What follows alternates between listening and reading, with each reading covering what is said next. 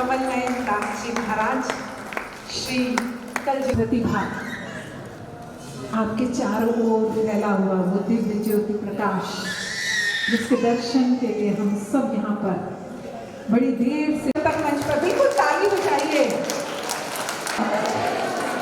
जय जय सिया राम। श्री राम जन्मभूमि न्यास सर्वोच्च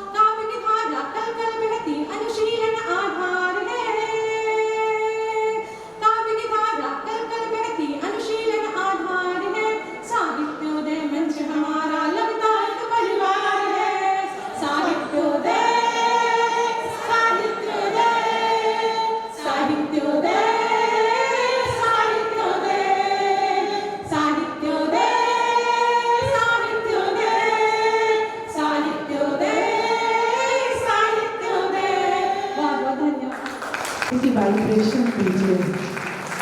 हाथ जरा उठाकर तालियां बजनी चाहिए अपनों को। ये परिवार बिल्कुल अंग वस्त्र पहनाते हुए एक बार जोरदार तालियां।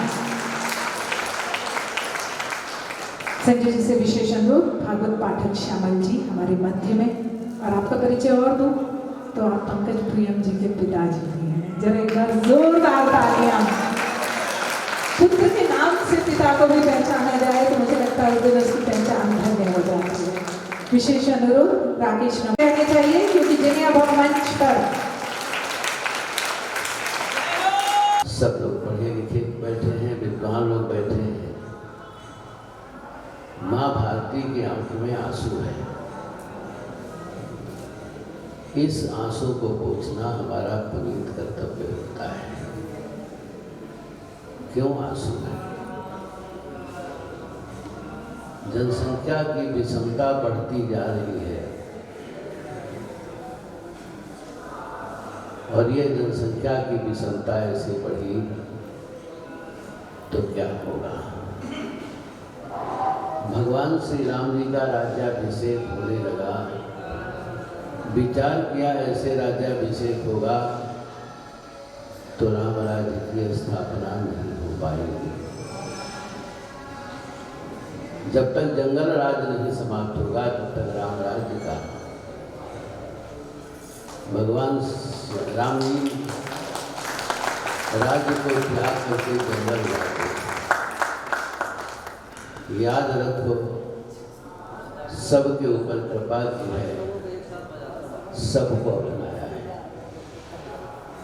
निषाद राज केवट, जिसके लिए रामायण में कहा जासु छाह छुईले सिंचा, इसकी परछाई पड़ने से लोग अपने को अपवित्र मानते थे। ऐसे निषाद राज केवट को मित्र बनाया। वानर भागों के ऊपर कृपा की। गीधराज जटायु पिता के समान गति थी, और जटायु भी नहीं, माता सबरी, माता सबरी को परम गति दी। जो गति माता सबरी को दी वो किसी को नहीं दी। यह भगवान श्री राम जी का आदर्श है। सबके ऊपर कृपा किया है, सबको अपनाया है। लेकिन हम भगवान श्री राम जी के भक्त होते हुए तरह तरह की विषमताओं में, तरह तरह के उहापोह में पड़ते जा रहे हैं। तरह तरह के विद्रोह में, तरह तरह की बातों में उलझते चले जा रहे हैं। अगर ऐसे रहा तो तुम्हारे भाई तुमसे दूर होते जाएंगे। क्या होगा? क्या यही नीति, यही आदर्श भगवान श्री राम जी का है? संविधान में लिखा है, कुरान और बाइबिल पढ़ करके व्यक्ति IAS की परीक्षा दे सकता है, लेकिन आप गीता रामायण पढ़ाएंगे तो आपकी मान्यता रद्द हो जाएगी। यहाँ बूढ़े बूढ़े लोग भी बैठे हैं। छोटे रह करके जब पढ़े होंगे तो हर कक्षाओं में रामायण का कुछ अंश होता था। आपने पढ़ा होगा महाराणा प्रताप को, जिनने घास की रोटियां खाई देश के लिए। आपने शिवाजी को पढ़ा होगा, हल्दी घाटी पढ़ाया जाता था। ये बूढ़े लोगों ने पढ़ा है। सरदार भगत सिंह पढ़ाए जाते थे, गुरु गोविंद सिंह पढ़ाए जाते थे। दुर्भाग्यवश इस राष्ट्र का मानव संसाधन मंत्री किसी समय अर्जुन सिंह हुआ। उसने कहा ये सब सांप्रदायिक है, और उसने नहीं कहा बल्कि बूढ़े लोगों ने, पहले जो हो चुके, जिनको आप कहते हैं ताली बजा के देश ले लिया। ये मूर्खता तुम्हारी कब तक रहेगी? सब हटा दिए गए। और आज भी हमारे बच्चों को मुगलों का इतिहास पढ़ाया जाता है। आज भी हमारे बच्चे मदर टेरेसा को पढ़ रहे हैं, जिस मदर टेरेसा ने सबसे ज्यादा ईसाई हिंदुओं को बनाया है। किसी को मिटाना है तो उसके साहित्य को ही मिटा दो, साहित्य से ही संबंध खत्म करो, वो आपको याद नहीं जाएगा। घबराने की भी आवश्यकता नहीं है। निश्चित है आप लोग चाहेंगे, लेकिन आप साथ देंगे तो बहुत जल्दी ही राम राज्य आएगा। इसे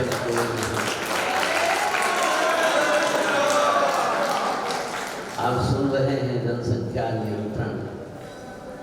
समय रहते चीन संभल गया, समान संहिता लागू कर दिया, अखंड हो गया।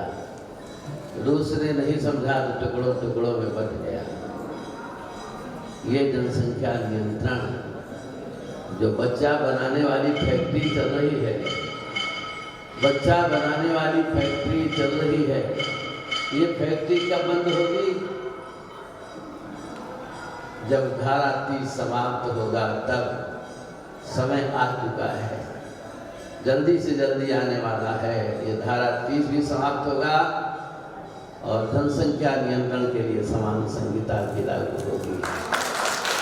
और भगवान श्री राम जी का आदर्श यही है।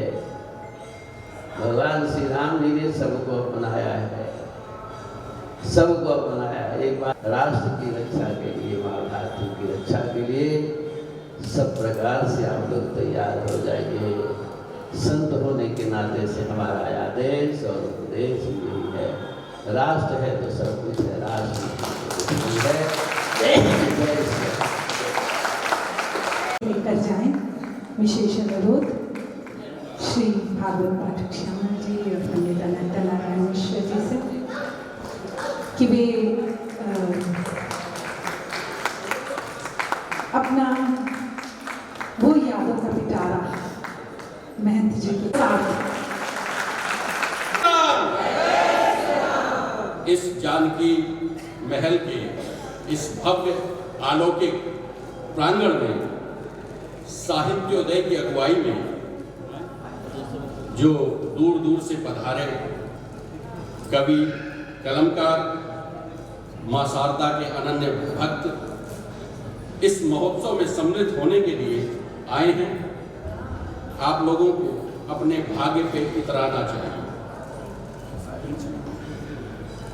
मैं प्रभु श्री राम के श्री चरणों में प्रणाम करते हुए आप सभी को आपके इस सौभाग्य के लिए बधाई देना चाहता हूं।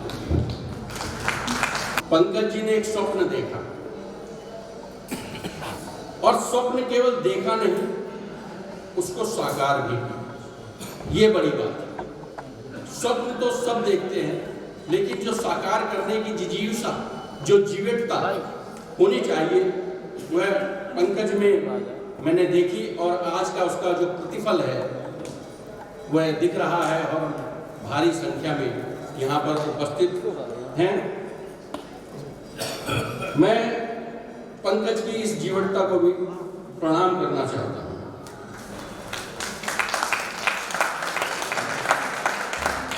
इस साहित्यिक वेदी से उठती जो पवित्र अग्नि है, इसमें बहुत से साहित्यकारों ने अपनी शाब्दिक समिधा अर्पित की है, चाहे वे परम आदरणीय पंडित बुद्धिनाथ मिश्र हो या फिर करुणेश जी हो, सुदेशना हो या अन्य सभी वे लोग जो साहित्योदय से मन से जुड़े हुए हैं। सबने, इन सब लोगों ने पंकज के इस ख्वाब को पंख देने का कार्य किया है। मैं उन लोगों को भी बधाई देना चाहता हूं।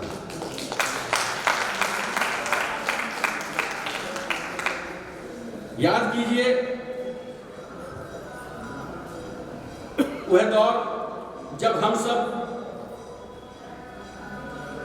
कोरोना महामारी के डर के साए के तले जीवन जी रहे थे।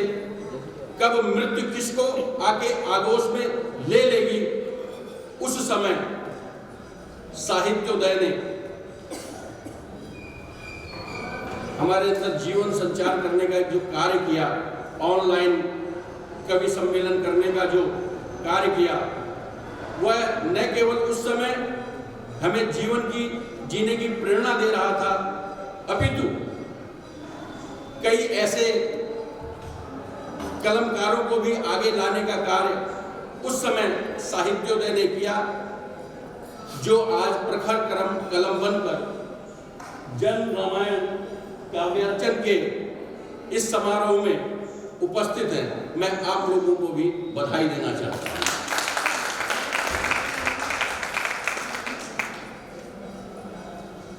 आज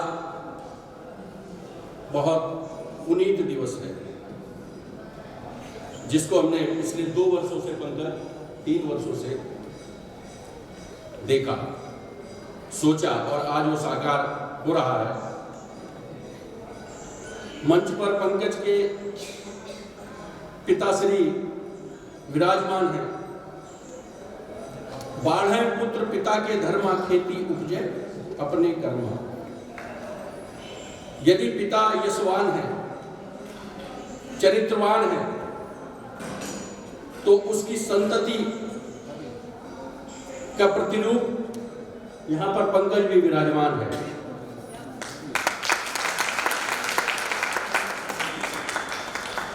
मुझे याद है, मेरे पिता ने कहा था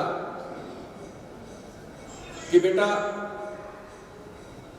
जीवन में तुम्हारी जो पहचान हो,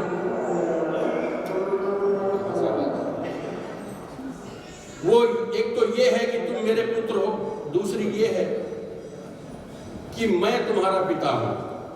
तो आज मैं आपको भी बहुत बधाई देना चाहता हूं कि आप पंकज के पिता हैं, लोग इस तरह आपको जान रहे हैं।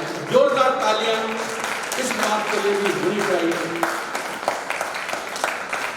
क्योंकि मेरा अध्यक्षीय संबोधन है हमारे बीच में परम आदरणीय नृत्य गोपाल दास जी,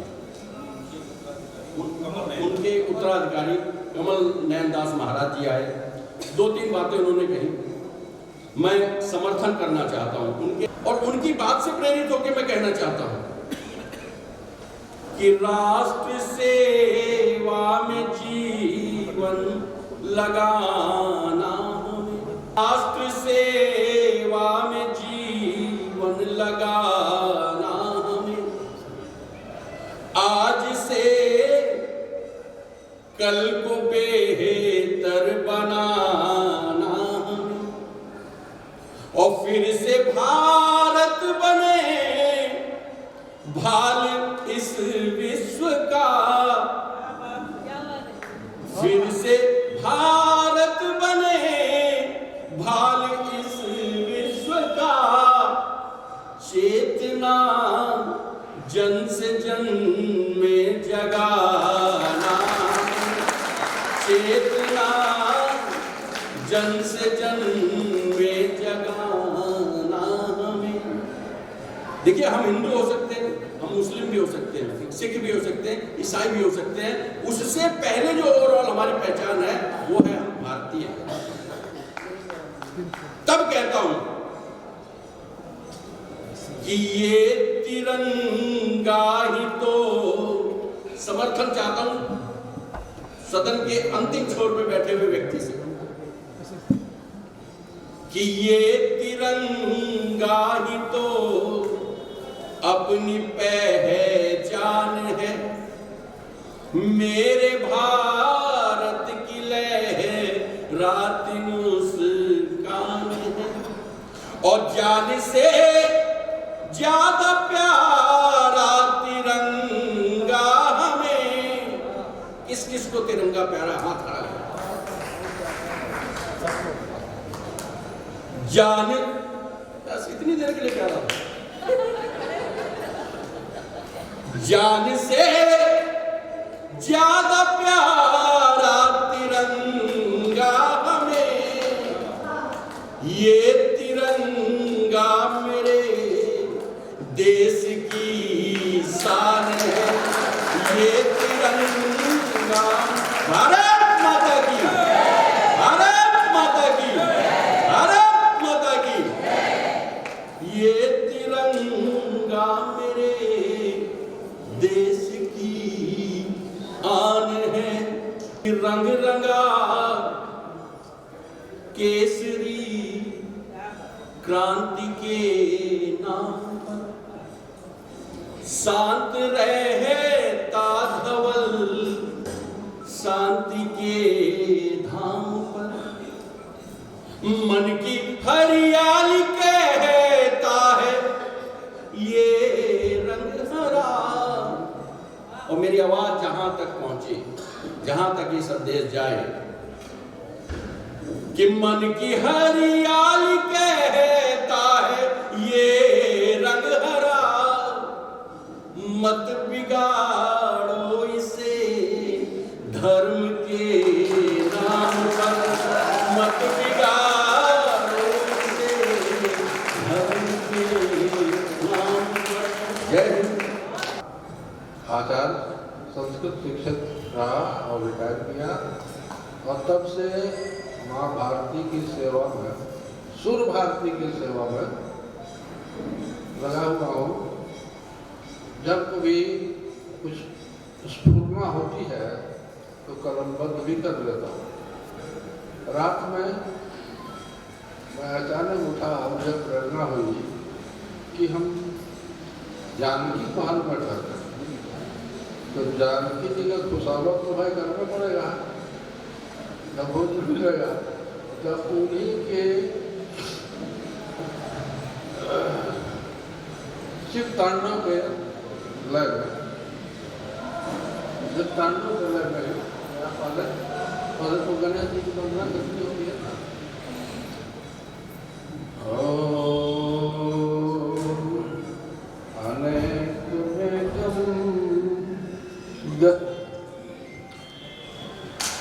अनेक मेघम गज मेघदंतम चैतन्य रूपम जगदादि बीजम ब्रह्मेति जम्बेत विदो वदन्ति तं शम्भुसूनुं सततं नमामि।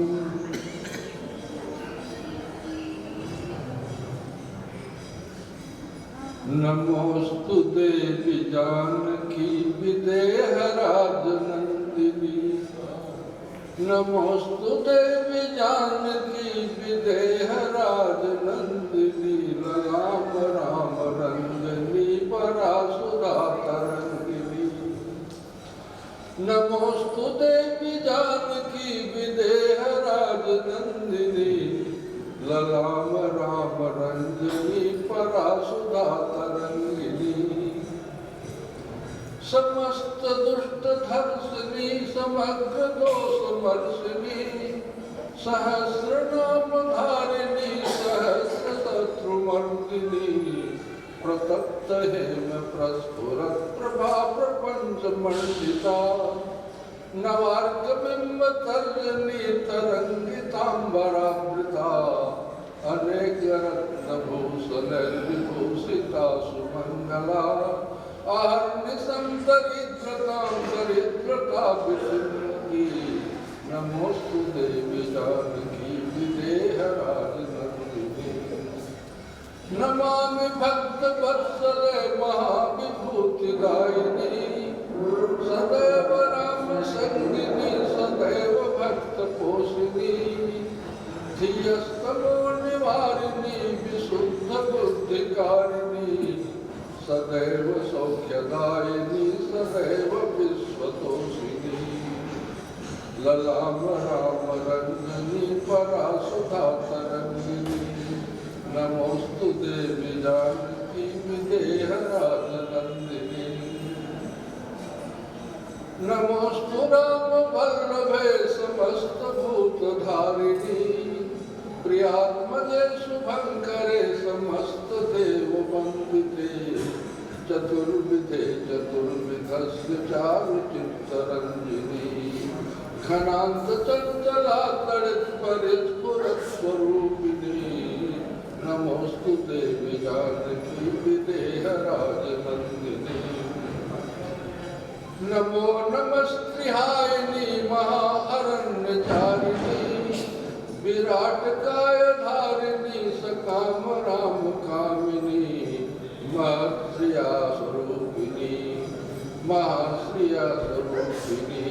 महेश मोदधारिणी नमो नमः विरागिनी विराग राग रागिनी नमोस्तु देवी जानकी विदेह राजनंदिनी। जय हे कृपा सिंधु सिंदूर मस्तक सिंदूर सुशोभित ढाल चंद्र सब दोष दूर कर दिव्य दृष्टि दे उद्भासित हो काव्य पंथ। हे काव्य पंथ के संवाहक जड़ता कुंठा तम दूर हटा निर्मल मति दे परिपूर्ण करो कलि रोग शोक सब दूर भगा। स्वच्छंद भावगत वक्रतुंड स्वच्छंद भावगत वक्रतुंड कृपया कर दे वाणी कुंठ। जय गणपति जय बुद्धि विधाता कवियों के दुख दूर करो। रसिक जनों के तर्पण कारण शब्दों की बरसात करो। रिद्धि सिद्धि के स्वामी गजमुख भावों के भंडार भरो। अलंकार रसरी छंद के बंद खोल दे अंतर के। हे सप्त ब्रह्म बैलंबोदर स्वर सिंह तरंग नृत्य तत्पर नटराज राज रस राज राज अविरल प्रभाव करो यार। हे कृपा सिंधुर मस्तक सिंदूर सुशोभित भालचंद्र। आज अयोध्या की इस पुण्य भूमि पर यहाँ के राजा पवन पुत्र हनुमान उनका आदेश लेते हुए राम जी की जन्मभूमि में साहित्योदय परिवार की ओर से अपने सभी परिजनों का हम हार्दिक स्वागत करते हैं। अपने ही घर में अपना स्वागत करा के तालियां नहीं बजानी चाहिए। और आप सब ईश्वर की वो संतान है जिनमें साक्षात रूप से उनका अंश बसता है, क्योंकि ईश्वर इस सृष्टि का सर्जक है और हर साहित्यकार एक सृजन करता है। आप भावों की, संवेदनाओं की रचना करते हैं, सृजन करते हैं और इस प्रकार सृष्टि के अंश हैं। आपका स्वागत हम क्या करें, मेरे शब्द क्या करें, आप तो स्वयं ईश्वर के अंश हैं। मैं आपको सिर्फ नमन कर सकता हूँ, प्रणाम कर सकता हूँ। मंच पर हमारे बहुत सारे अतिथि हैं। हमारे मुख्य अतिथि आए, मैं उनका स्वागत करने के लिए कुछ कहता। अब चलिए, वो आए भी और उन्होंने अपना प्रभाव, अपनी औरा हम लोगों के बीच रखी। वो यहाँ उपस्थित है और इस दृष्टि से मैं उनका भी स्वागत करता हूँ। जय श्री राम।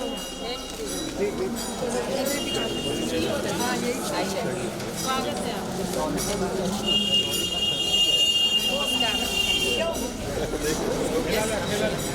क्या वो सामने खड़ा हनुमान मंदिर के पास। मैं तो आपको लखनऊ से लेके आ रही हूँ, तो लखनऊ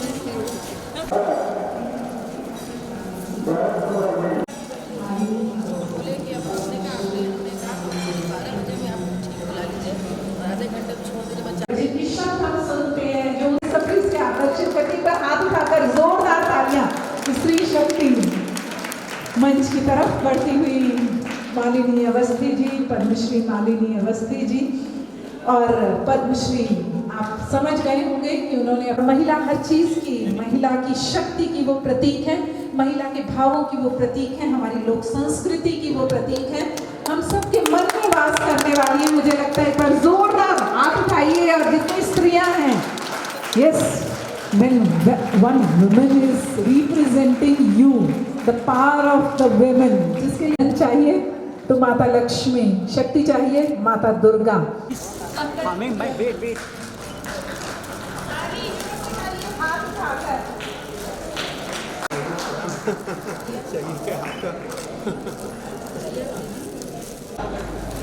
श्री हरीश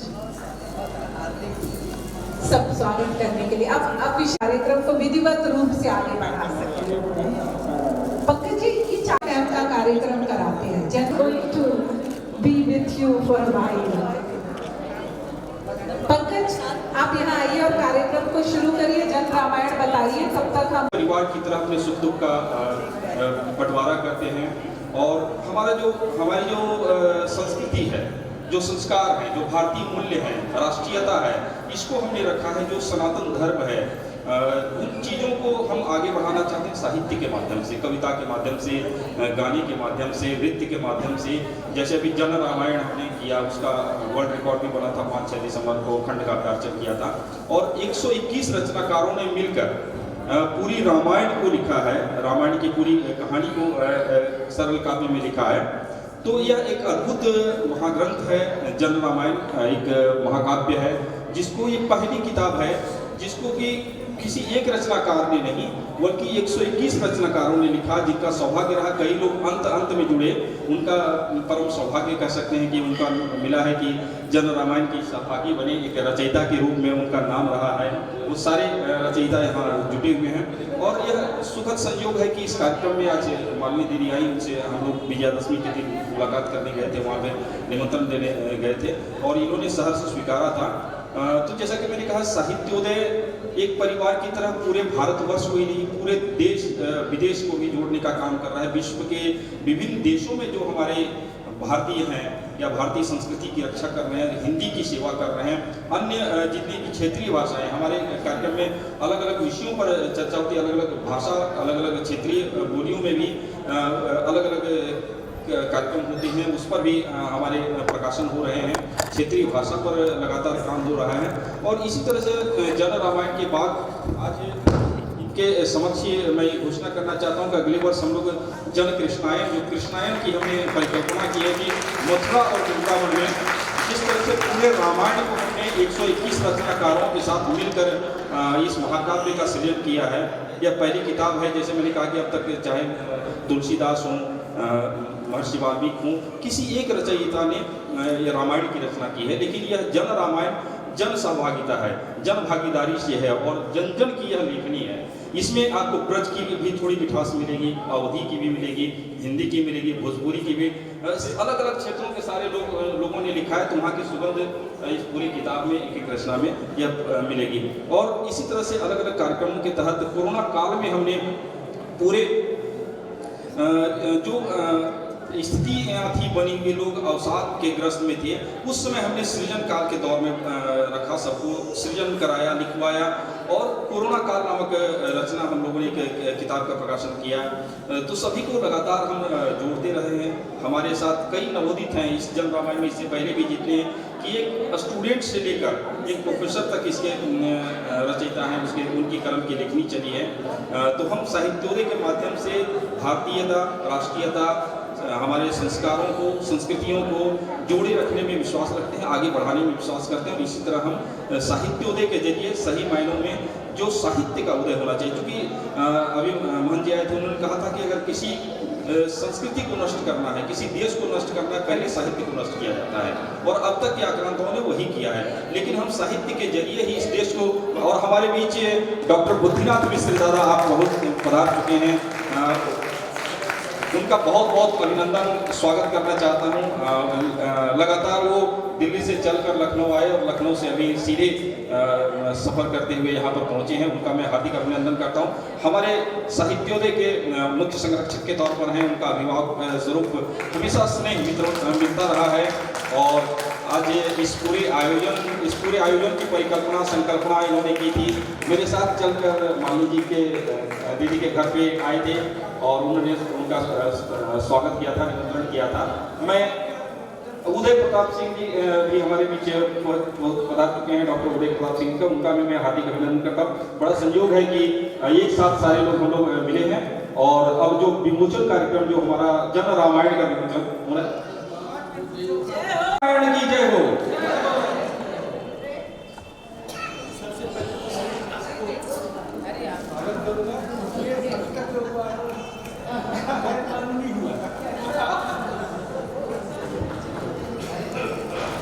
डॉक्टर ने पद्मश्री मालिनी जी का स्वागत किया, अभिनंदन किया और उन्होंने कहा कि आप हमारे प्रदेश, हमारे क्षेत्र की तरफ बढ़ के आई हैं। मुझे लगता है जरा हाथ उठाकर तालियों की आवाज, जिन्होंने साहित्य में और साहित्य को आगे बढ़ाने में मुझे लगता है कईयों के लिए गुरु के समक्ष काम किया है, डॉक्टर बुद्धिनाथ मिश्र जी हमारे बीच में एक बार जोरदार हाथ उठाकर।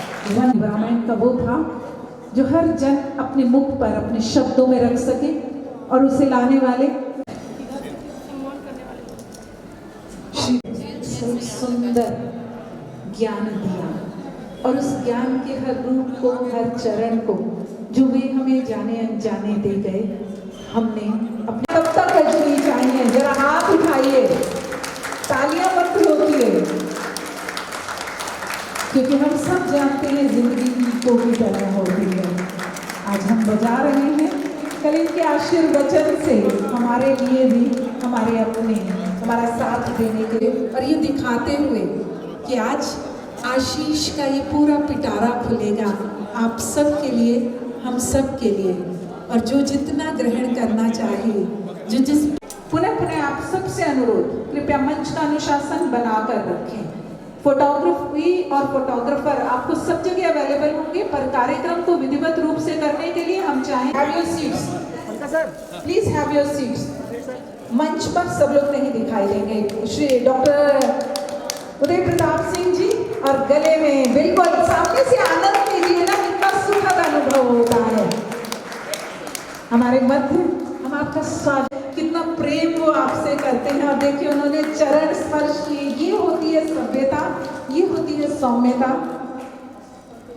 आमंत्रित किया जा रहा है, बाकी लोग बैठे, आप और सब लोग साइड हो जाएंगे। सिर्फ जो डायस पे लोग हैं, सिर्फ जो डायस पर है, सिर्फ वो।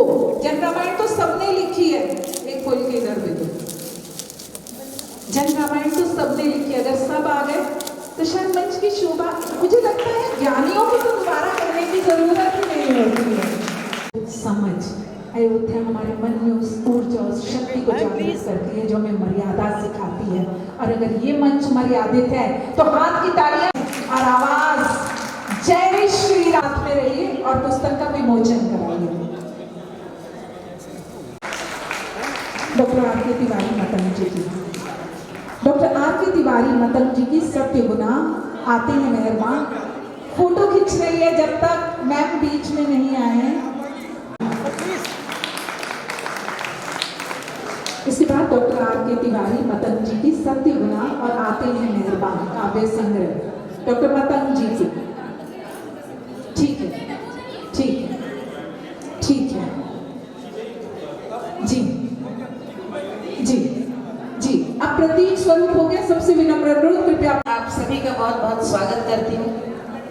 इस अधिकार से मैं कह सकती हूँ कि मैं यहाँ पर अतिथि नहीं, मैं तो यहाँ की स्वयं जजमान हूँ एक तरह से, क्योंकि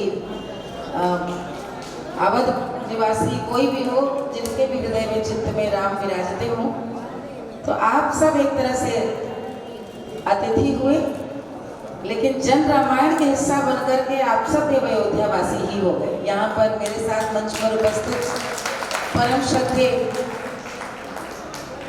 उदय प्रताप सिंह जी, जिन्हें देखकर मैं ये सोच रही थी कि ये कलाकार और साहित्यकार का यही जज्बा हो सकता है कि जहाँ पर भी प्रतिबद्धता है, जहाँ पर भी वचन दे दिया और जहाँ इच्छा है, तीनों चीजें जहाँ पर हो वहाँ पर स्वास्थ्य आड़े नहीं आता। और किस प्रकार से वो आप सब लोग के लिए, हम लोग के लिए प्रेरणा स्वरूप हैं।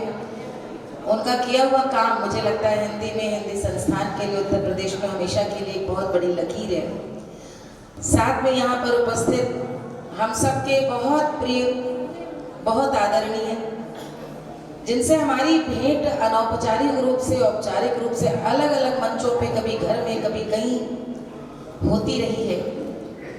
एक दिन बहुत सुखद आश्चर्य हुआ, जो फोन करके बोले मैं घर आ रहा हूँ। वे घर आए, शादीकार पंकज जी भी आए, हम सब लोग आए, और आने के बाद वो बैठ के गाने बजाने में, काव्य पाठ में बदल गई और उन्होंने आग्रह किया कि ये 2 दिन का ऐसा आयोजन हो रहा है, मैं अवश्य आऊँ। ये बात मुझे लगता है 3 महीने की पुरानी होगी। इस बीच में कई यात्राएं थी, मैंने कहा मैं अवश्य प्रयास करूँगी। लेकिन ये बात मुझे हमेशा ध्यान रही कि जो हम लोगों ने अपने परिवार में अपने गुरुओं से सीखा है कि बड़ों का अनुरोध नहीं होता, बड़ों का आदेश होता है। इसलिए मुझे यहाँ आना ही था। मैं इस अशिष्टता के लिए सबसे पहले क्षमा मांग रही हूँ कि मुझे बोल के निकलना होगा। मैं पहले ये बता दूँ कि ये आज किसी भी तरह बैठने का, यहाँ पर आने की संयोग नहीं बन पा रहा था, और मैं नहीं चाहती थी कि मैंने कहा है तो मैं ना आऊँ। कल मेरा सोनपुर मेले में कार्यक्रम था, तो मैं सारण से यानी छपरा से बाई रोड आई हूँ अयोध्या, गोपालगंज होते हुए 8 घंटे की यात्रा के बाद सुबह 9 बजे पहुँच गई थी, और अभी 4:55 की फ्लाइट है दिल्ली के लिए। तो मैंने बस ये वो कहा मैं यहाँ पर आऊँ अवश्य। मुझे भी बहुत अच्छा लगेगा ये देख करके कि जिस प्रकार का एक आप लोगों ने ये पूरा प्रकल्प हाथ में लिया, आप लोग एक इतने सुंदर हेतु के सहभागी हैं, उसके लिए आप सबको बहुत बहुत बधाई। और ये मैं पंकज जी को, आपके पूरे मुझे लगता है साहित्योदय को बहुत बहुत हृदय से साधुवाद देती हूँ कि आपने सबको मुझे लगता है प्रेरित किया। हम सब के भीतर राम है, राम कथा है, राम के जीवन के प्रसंग है। लेकिन जैसे कहते हैं कि सब स्वयं कह गए कि हरि कथा अनंता, कि बार बार राम कथा के पुनर्पाठ से हम सब भी नए होते चले जाते हैं। इसीलिए बार बार रामलीला नहीं लगती है, रामायण नहीं लगती है, मानस का पाठ नया लगता है। आप सब ने अपनी भाषा में, अपने विचार से राम कथा को एक नया रंग दिया है। मैं अवश्य इसको पढ़ूंगी और इस पर प्रतिक्रिया दूंगी। आप सबको बहुत बहुत बधाई। आप में से कितने लोग पहली बार अयोध्या आए? देखिए मैंने क्या सही सवाल पूछा था, मुझे लग गया था। और मैं बहुत आनंदित हूँ कि काशी में तो साहित्य की जमावड़ा ये आज की नहीं, बहुत प्राचीन परंपरा रही है, लेकिन अयोध्या में इस प्रकार की गोष्ठियाँ होने लगी हैं, उनकी अब तादाद बढ़ रही है, और आपने अयोध्या में आयोजित किया है, इसके लिए आपको बधाई। आप सब लोगों को भी मैं आशा करती हूँ कि यहाँ पर जितने भी हमारे तीर्थ स्थल हैं, चाहे वो सरजू जी की पैड़ी हो, गुप्तार घाट भी जरूर जाइएगा जहाँ राम ने कहते हैं प्राण त्यागे, हनुमानगढ़ी आप जाएंगे ही, कनक भवन भी आप जाएंगे, और साथ ही साथ दर्शन अवश्य कीजिएगा जो भव्य मंदिर का निर्माण हो रहा है रामलला के मंदिर से चंद कदम दूर ही। मैं विद्वानों की सभा में क्या कहूँ, यही कहूँगी कि ये कोई भी व्यक्ति, कोई भी साहित्यकार हो, लेखक हो, कलाकार हो, उसके भीतर यदि लोक का पहला बीज माता पिता बोते हैं तो वो राम नाम का ही होता है। कहीं भी किसी भी समाज में आप देखिए पहला बीज राम का है। मैं इतनी छोटी थी, मुझे याद है जब कुछ नहीं पता था तो मेरी दादी एक गाना गाती थी, जब वो मुझे पकड़ के गंगा नहाने रोज जाती थी। 5 बरस की बच्ची को कोई क्या पकड़ेगा, जितने मेरे पैर कमजोर थे उतने उनके कमजोर थे। वो 75 बरस की थी, दोनों को एक दूसरे के सहारे की आवश्यकता थी, लेकिन सहारा बनता था राम, राम नाम। और वो गाती थी, तब तो मुझे अर्थ भी नहीं पता था किसको कह रही। मोरी छोटी सी है नाव, तेरे जादू भरे पाँव, मोहे डर लागे राम, कैसे बिठाऊं अपनी नाव में, मेरी छोटी सी है नाव तेरी जादू भरी पाओ, मुझे डर लागे राम कैसे बिठाऊं अपनी नाव में। बहुत बात में समझ में आया कि केवट राम से कह रहे हैं। थोड़ी सी और बड़ी हुई, एक ऐसी डरावनी पिक्चर देख ली, रात में नींद ना आया तो माँ से चिपट के सोए। मुझे लगता है उस जमाने में लोग सो जाते थे 9 बजे रात में, उसके बाद जगना बहुत बुरा माना जाता था, निशाचर बोला जाता था घर में। तो हमने अम्मा का पेट पकड़ा से छाना का, अम्मा नींद नहीं आ रही, तो बोली राम राम बोलो, राम राम बोलो, राम राम बोलो, नींद आ रही, बोलती जाओ बोलती जाओ। 6 बरस की रही। तो मुझे लगता है मैं कह रही हूँ, लेकिन आप सबके जीवन की यही कहानी होगी कि हम सबको पहला संस्कार अपने विद्यालय, अपने घर के, अपने संस्कारों परंपरा के अलावा पहला संस्कार भगवान राम का मिलता है। और वो इसलिए कि आपका जब जन्म हुआ तो आपकी माँ, आपकी बुआ, आपकी दादी ने सबसे पहले भगवान राम का ही सोहर और बधाई गा करके मंगल गान किया होगा। ये हम जितने भी अवधी भाषी, भोजपुरी भाषी, मैथिल, बघेली, बुंदेली, हम सब यहाँ परिपाटी है कि शिशु का आगमन भगवान राम के सोहर से ही होता है। राम के जन्म की बधाई जब गाई जाती है तो उसका बड़ा अनमोल साहित्य है।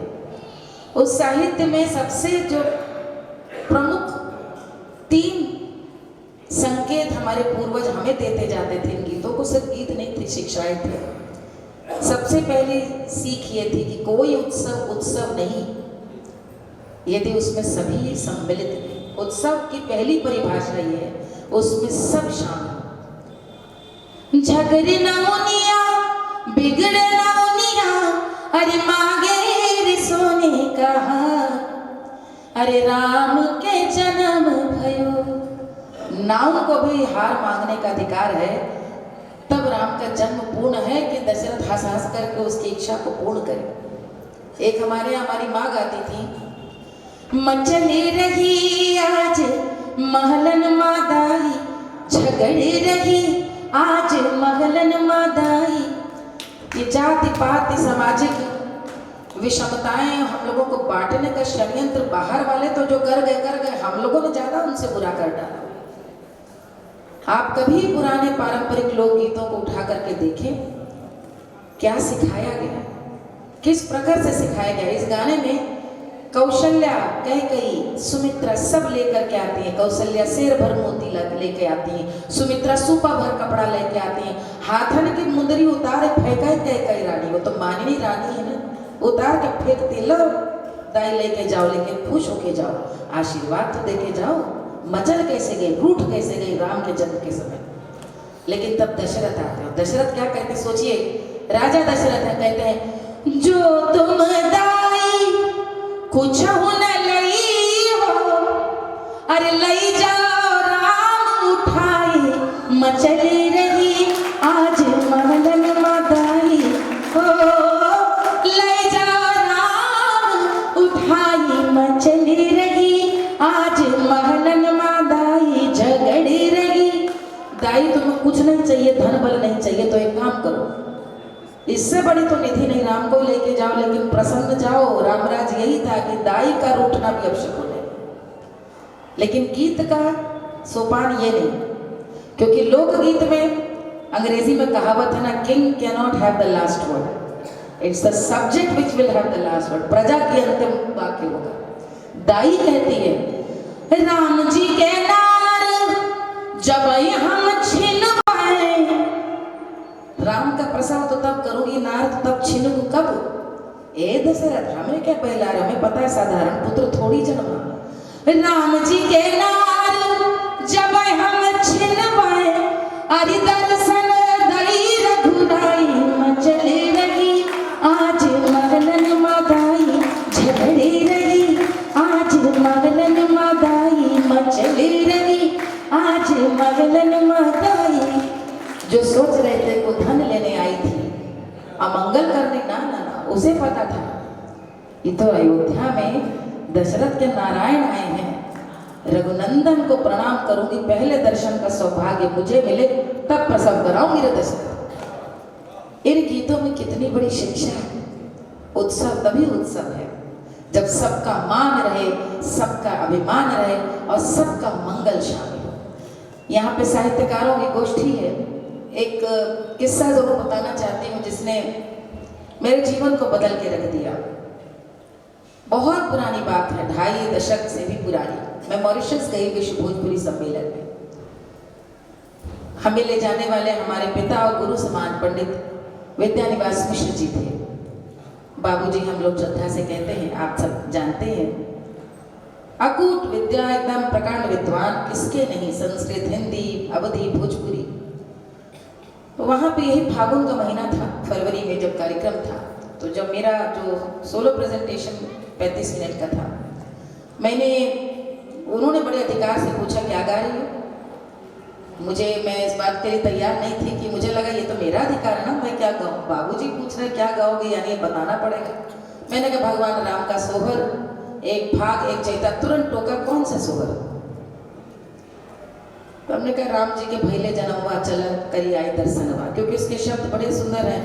छलके सुख के भरल गगरिया, मारल जाई रावणवा चला वो करी आई दर्शनवा। बोले ठीक है ये गाओ, एक और नोट करो। 3 घंटे में कार्यक्रम है, नोट करो अभी गाना, और वो भी विदेश में गाना है जहाँ पूरे विश्व भर के डेलीगेट्स आए हैं। तो कलाकार इस मामले में थोड़ा सा कह सकते हैं कि किसी भी प्रकार का समझौता नहीं करता कि प्रस्तुति जो है वो तो बिल्कुल साफ सुथरी जानी चाहिए। मैंने गुरु के समान, वो भी उनका आदेश। मैं लिखने लगी, वो बताने लगे। मैं लिखती जा रही थी, वो साथ में अर्थ बताते जा रहे थे। मैं रोती जा रही थी और मैंने फिर वो वहाँ गाया। छाप का पेड़ छियुलिया पतवन गही बर हो, अरि रमते ही तर ठाड़ी हरिनिया ते पानी बीनु मनि मनि हो। अरे के तोरा चरना झुरान के पानी बीनु आनी मनि हो, के हरिना राजा के छटिया धराए, के हरिना तो है मार डरी है। ढाक के पेड़ के नीचे दुखी क्लांत हिरनी को देख करके चहकता हुआ हिरन कहता है, अरे ढाक के पेड़ के नीचे इतनी कुमलाई हुई क्यों खड़ी हो हिरनी, चारा सूख गया या जल सूख गया, इतनी मुरझाई क्यों खड़ी हो। हिरनी कहती ना रे हिरन, न मेरा चारा सूखा न मेरा जल। मैंने तो आज ये सुना है कि जो राजा हैं उनके यहाँ पुत्र हुआ, उसकी छठी का उत्सव है। हिरणों को मारने का आदेश हुआ है। ए मेरे हिरण, तुमको मारने के लिए वही ले आ रहा है। आगे के अंतरे में क्या हुआ, अंतर अगले की पंक्ति में वो दर्शक श्रोता पाठक अपने आप समझे। जब जब मसवा के सिझी आवेला, जब मांस पकने की गंध आ रही है, हिरनी उसको सूंघ करके उसके नथुने तड़प रही हो, अपनी पीठ को दीवार से रगड़ दी है अयोध्या के महल को, जैसे जीव करते हैं। आगे मची आई बैठी कौशल्या रानी, हरिनी अरज कर रही हो। आसन पे कौशल्या बैठी है, हिरनी जाकर अरज कर रही है, ए रानी, ए कौशल्या रानी, मेरा हिरन तो नहीं रहा। रानी अब इसकी खाल दे दो मेरे हिरन की, बचे हुए जीवन के दिन में अपने हिरन की इस खाल को देख करके बिता दूंगी, ये जानूंगी कि मेरा हिरन अभी भी जीवित है। कौशल्या कहती है, जाऊ जाऊ हरिनी तू आपने घरे जाऊ। ए हरिनी जा रहे अपने घर जा, इस खाल की तुम्हें खंजनी बनवाऊंगी। इस खाल की खंजनी बनेगी और इसकी जब ध्वनि निकलेगी तो मेरा राम उस ध्वनि को सुनकर कितना आनंदित हो। गीत के अंत में सोहर के, जब जब सबद अहकेला हरिनी भी सुरली हो। जब जब उस खंजनी से ध्वनि निकल रही है, स्वर निकलता है, हरिनी भर भर आंसू रोती जा रही है। आज भी उसी ढाक के पेड़ के नीचे खड़ी हिरनी अपने हिरण को याद कर रही है। ये सोहर मुझे आज्ञा हुई गाने की, मैं तो स्तब्ध थी। इतना करुण प्रसंग, एक जन्म के हर्ष के मंगल के समय इतना करुण प्रसंग, भला क्या कहना चाहते थे हमारे पूर्वज। आज भी कि राम है, कोई और नहीं, और इसलिए राम के जन्म में हम सब हिरणी के शोक को याद रखें। और ये हमारे पूर्वज सिखाते गए कि याद रखना, तुम्हारा उत्सव का मंगल तभी है जब दूसरे का अमंगल ना हो। तुम्हारा उत्सव तभी पूर्ण है जब किसी का अहित ना हो। वो हिरणी का दुख आज राम के जन्म के उत्सव पर भारी है। वरना किसने कहा था कि गाना गाओ? सरकार ने कहा था, रिकॉर्डिंग ने कहा था, फिल्म में आया, कहीं नहीं आया। हमारी आपकी दादी, सारी लोक भाषाओं में इसके अलग अलग पाठ मिलते हैं, अलग अलग अंतर मिलते हैं। कहीं मैंने एक पढ़ा अभी जिसमें इसका अंत यहाँ पर हो रहा है कि हिरणी श्राप देती है कौशल्या को कि जिस राम के प्रेम में तुम इतनी इस समय सम्मोहित बैठी हो, मैं श्राप देती हूँ कि मेरा हिरण ही एक बार माध्यम बनेगा जब तुम्हारा प्रिय तुमसे अलग हो जाएगा, जिसके तुम। और फिर कौशल्या उनसे क्षमा मांगती है, तब हिरणी कहती नहीं, 14 बरस बाद तुम्हारा बेटा वापस आएगा। और हिरण की क्या भूमिका है राम कथा में, ये हम सब आगे जानते हैं। तो ये कौशल्या सत्ता और हिरणी प्रजा के प्रतीक के रूप में ये कथा हमारे पूर्वज लोकगीतों में, और राम हर कथा के ऐसे प्रतीक है जहाँ पर हमारे पूर्वज कुछ सिखाना चाहते थे, चाहे वो अप्रिय प्रसंग में भी आए। एक लोकगीत का प्रसंग और सुनाकर बात समाप्त कर रही हूँ। बिना बदरी के घाम कैसे भी, ये निर्वाही का गाना है जो निराई हम लोग खरपतवार जब उगाती है रोपनी के बाद, इसको करते हुए गाते हैं। सिर्फ गाने की कथा बता रही हूँ जिसमें राम और लक्ष्मण शिकार करने निकले। तो मैं तो से पूछला रहे पंडित मैं तुमसे पूछता हूँ कि ये आज सूर्य भगवान बादल में छिप कैसे गए?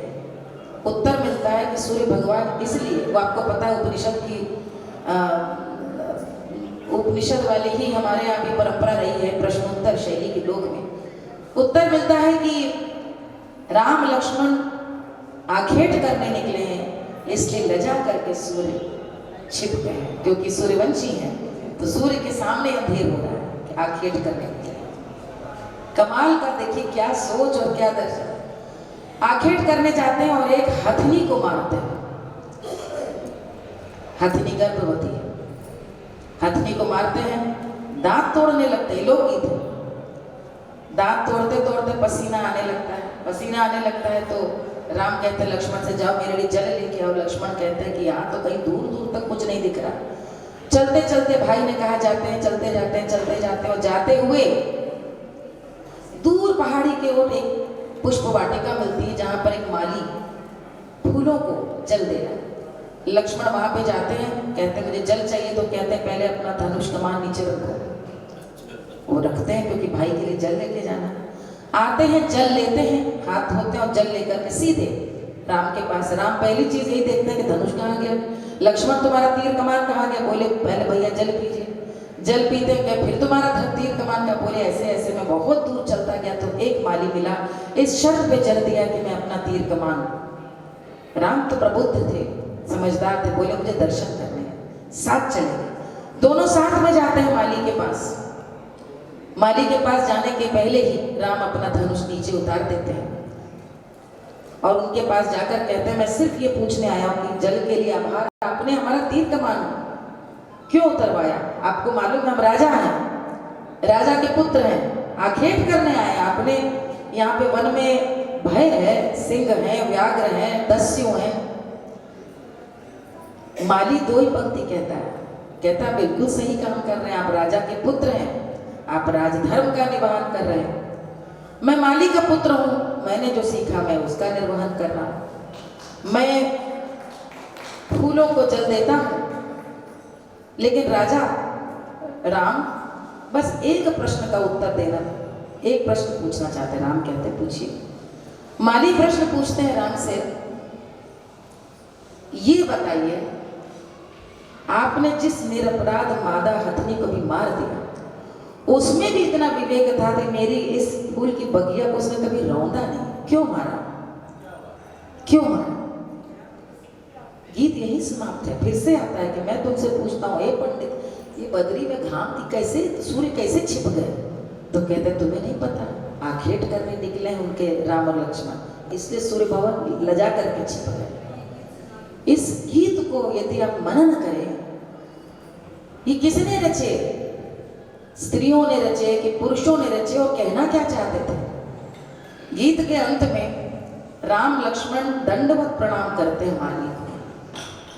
सामाजिक समरसता का, जाति वर्ग धर्म भेद सबको ध्वस्त करता हुआ ये लोकगीत, जहाँ पे राम लक्ष्मण अपना गुरु मानते हैं माली को कि आपने मुझे ज्ञान दिया, और मैं अपनी ओर से जोड़ती हूँ कि क्या पता उसके बाद ही अवध नाम पड़ा हो कि अब यहाँ कोई वध नहीं होगा, इसके बाद कोई वध नहीं होगा। माली ज्ञान दे रहा है। हम कैसे जाति पात में फंस गए। राम तो प्रतीक हैं एक सशक्त एक समाज का, जहाँ पर उनको उठाया गया, उनको शामिल किया गया, उन्हें गले लगाया गया, जो शोषित थे, जो वंचित थे, उनको सबल बनाया गया, उन्होंने सशक्त बनाया। ये राम का जीवन है। मैं सोचती हूँ कि मैं बहुत भाग्यवान हूँ कि लोक साहित्य में ऐसा ऐसा साहित्य पढ़ने का अवसर मिला है। और इन अनाम रचयिताओं के नाम तो नहीं, लेकिन हमारे आपके पुरखिने हैं, हमारे आपके पितृ हैं, और इन पितरों के लिए मैं तो रोज ही उनको प्रणामी देती हूँ, क्योंकि मंच पे जो गाती हूँ पता नहीं किसने लिखे, उनको प्रणाम करके गाती हूँ।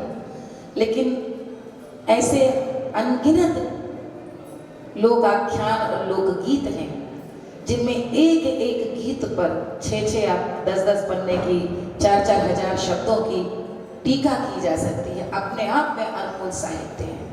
और बहुत मैं अपना भाग्य समझती हूँ कि इन मोतियों को ढूंढते चुनने के बहाने राम कथा, राम जीवन का एक अलग दर्शन हुआ। जी, सीता जी का सोहर आज फ्लाइट चुनाएंगे आप हमारी, लग रहा है। देखिए, इसमें ये मैंने रचा था, सीता जी का मैंने ही बनाया था। उसका कारण ये था कि हमेशा लड़के के जन्म में भी गाया जाता है, बेटी के जन्म में भी लड़के का सोहर गाया जाता है। अब ये कोई ये ना सोचे कि ये ऐसा था क्योंकि माँ लड़का चाहती थी। यहाँ पर बैठी हो तो ये जरूर यहाँ पे स्त्रियां मैं कहूँगी, पराधीन भारत में हम कल्पना भी नहीं कर सकते कि हमारी आपकी दादी की सामाजिक परिस्थिति क्या रही होगी। बिटिया का जन्म पता ना चले किसी को भी घर में बिटिया हुई, किसी और कारण से नहीं, और जिस डर से पता ना चले उसी डर से कम आयु में ब्याह, उसी डर से रात में ब्याह। हम ऐसे समाज थे थोड़ी। यदि हो गए हैं तो उसमें अपने पूर्वजों को दोष न दीजिए, उनकी व्यवस्था को समझिए। हम आप सब सुरक्षित इसीलिए कि वो बड़ी रूढ़िवादी बनी, उनकी रूढ़िवादी की वजह से आज हम इतने आधुनिक बन पाए, उन्होंने संजो के रखा। तो हमेशा देखिए, लड़के के जन्म में माँ का हमेशा नाम आता है, कौशल्या का नाम आता है, कौशल्या नंदन। किसी से पूछो रैंडमली सीता जी की माँ का नाम क्या था ना, बताएंगे, पिता का बताते। तो गीत का प्रारंभ ही यहीं से करते हैं। सुनैना के हरे से अपार सिया को जन्म भयो, अरे मिथिला मगन भैया सिया को जन्म भयो। राजा जनक मोहर लुटावे, राजा जनक मोहर लुटावे, अरे बाटे गैया हजार सिया को जन्म भयो। सुनैना के हरे से अपार सिया को जन्म भयो। रानी सुनैना पहले ना झुलावे, रानी सुनैना पहले ना झुलावे, रानी सुनैना पहले ना झुलावे, अरे लेवे बलैया हजार सिया को जन्म भयो। सुनैना के हर से अपार सिया को जन्म भयो। अरे मिथिला मगन भैया सिया को जन्म भयो, सिया को जन्म भयो, सिया को जन्म भयो।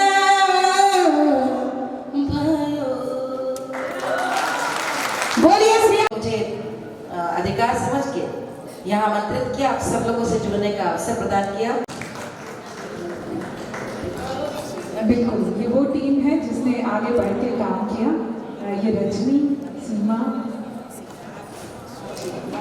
मालिनी जी हमारे मध्य में, और सच में आपने जो माता जानकी का सोहर लिखा आज, उसने इस बात को केवल राम को ही नहीं सीता को भी संवारा, वो जानते हुए कि इसमें ज़्यादातर सीता के गांव के आए हुए लोग हैं।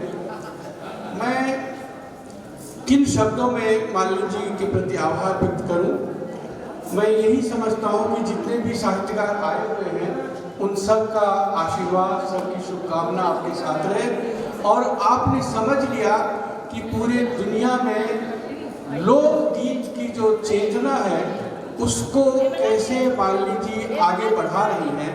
हम लोग उनके आने से इस कार्यक्रम की सार्थकता समझते हैं, और हमारे पास कोई शब्द नहीं है जिनसे आपको व्यक्त करें। मैं माइक देता हूं, और चूंकि आप जान चुके हैं, हाँ आप सभी बैठ जाएं क्योंकि कार्यक्रम आगे। जिनके मन को हम छूते हैं, जिनके शब्दों को हम जीते हैं, और जिन्हें हम हर रोज धन्यवाद करते हैं।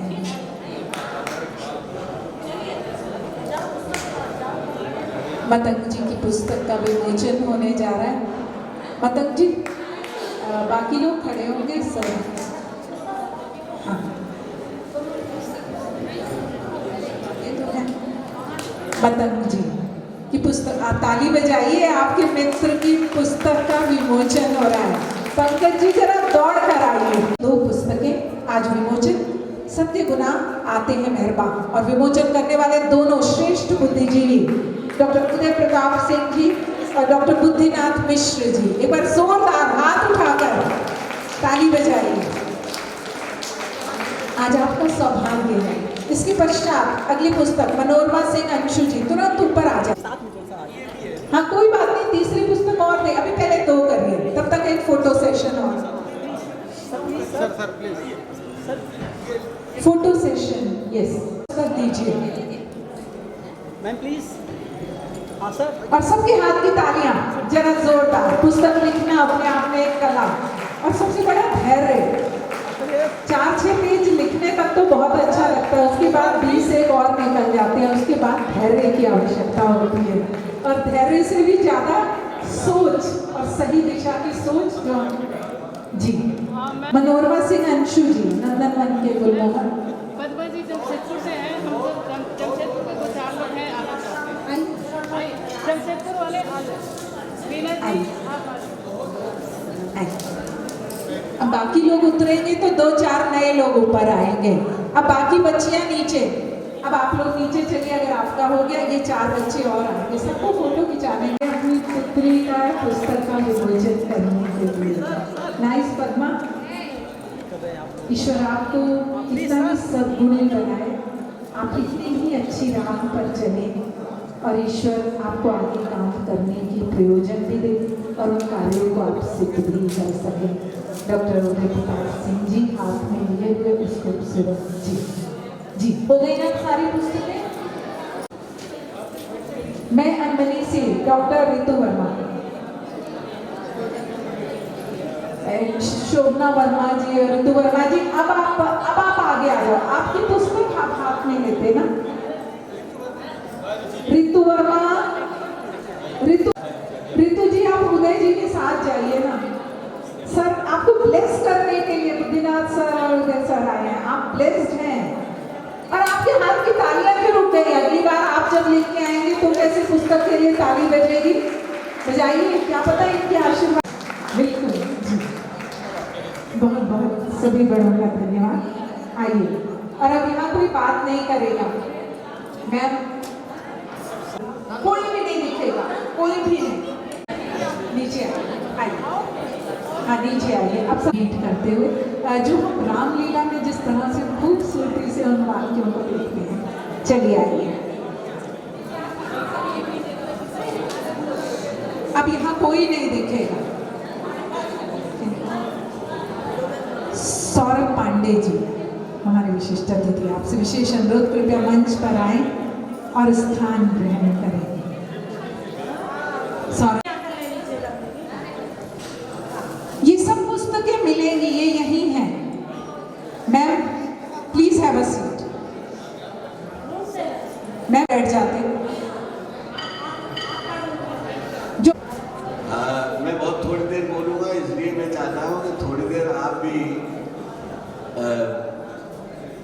मैं आज बहुत अपने को धन्य अनुभव कर रहा हूँ कि भगवान राम की नगरी में और जनक महल में इतना पवित्र और साहित्यिक संगम में मुझे आने का अवसर दिया। इसके लिए मैं बुद्धनाथ मिश्र जी को और पंकज जी को बहुत बहुत धन्यवाद देता हूँ।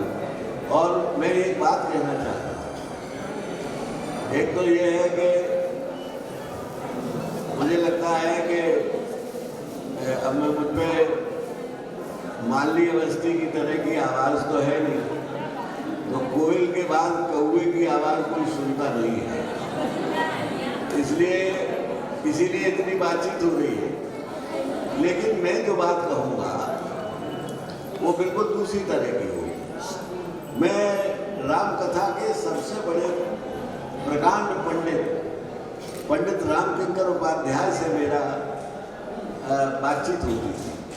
मैं उनको अपने राम पर लिखे छंद सुनाता था, उनसे राय मांगता था। तो बातचीत के दौरान एक बार उन्होंने मुझसे कहा कि देखो, भगवान राम के बारे में तरह तरह की कहानियां हैं। हर भाषा में, हर राज्य में, हर धर्म में अलग अलग कथाएं हैं। वाल्मीकि रामायण है, रामचरितमानस है, इनसे तो आप सब परिचित हैं। लेकिन इसके अलावा पद्म पुराण है, जैनियों की रामायण है, वो एक बौद्धों की रामायण है, एक तमिलनाडु में कम्बन ने रामायण लिखी है तमिल में। तमाम सब में अलग अलग कथाएं हैं, थोड़ी भिन्न है। रामचरितमानस और वाल्मीकि रामायण थोड़ी भिन्न है, लेकिन उस भिन्नता का कारण उन्होंने बताया कि अगली पीढ़ी को संस्कार देने के लिए राम से अच्छा हमारे पास कोई पात्र नहीं है।